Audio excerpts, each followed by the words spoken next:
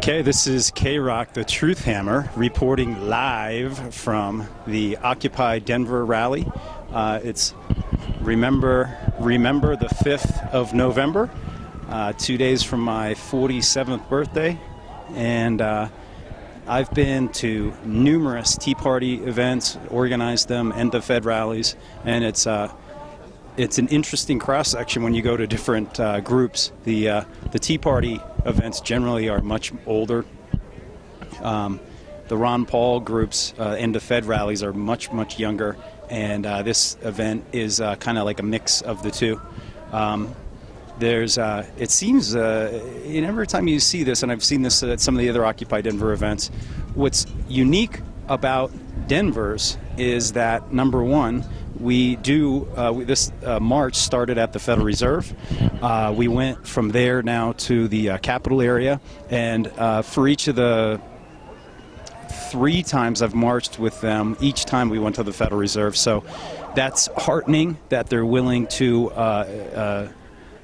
embrace that idea that the Federal Reserve actually is the real government. Whereas in a lot of the other Occupy movements, because it's bank led at the leadership at the top level, they don't focus on the Federal Reserve enough. So that's one aspect. The other thing that's unique about Colorado is they embrace the 9/11 Truth movement. It's one of the planks for the Democratic Party platform that discusses the eventuality for having a new investigation into 9/11. So that's unique to Colorado. And with respect to each of these marches, there's always a fringe of maybe 10 to 20, just like I would call them, like the violent anarchist kind of crowd. I've never seen them at any other events other than like at G20 events or Occupy, and they really act like, I don't know, they're so extreme in their views, and they're very vocal and demonstrative.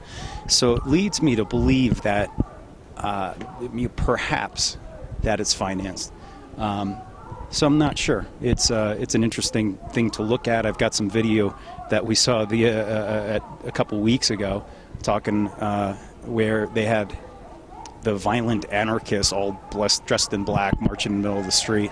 That's not a part of this movement. It's kind of a fringe part of it.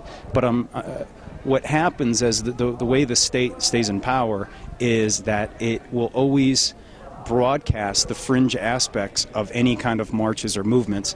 The same thing happens with the Tea Party events. They'll focus on a couple people that are on the fringe of that, and then use that to demonize the entire group.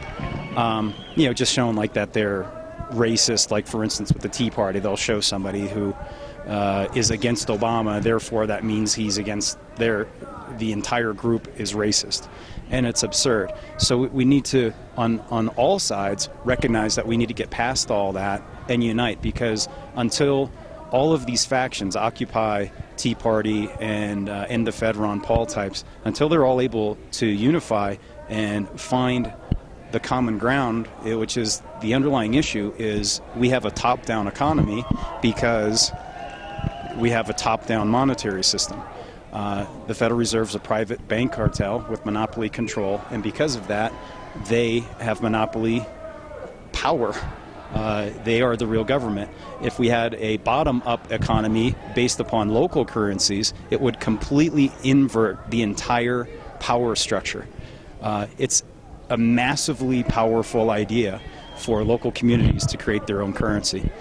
So this is K-Rock, the Truth Hammer, signing out from Occupy Denver, a nonviolent protest with your brothers and sisters who care. These people are here because they care, they know something's wrong, and once we recognize that the Tea Party was doing the exact same thing, they know something's wrong, I think we can all generally identify the problems. We just need to unify on several solutions.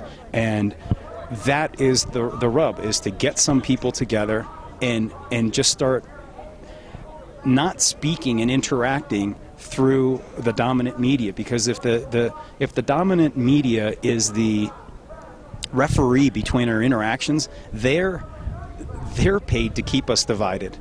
We need to interact with each other directly, and we need to set up a mechanism for media where we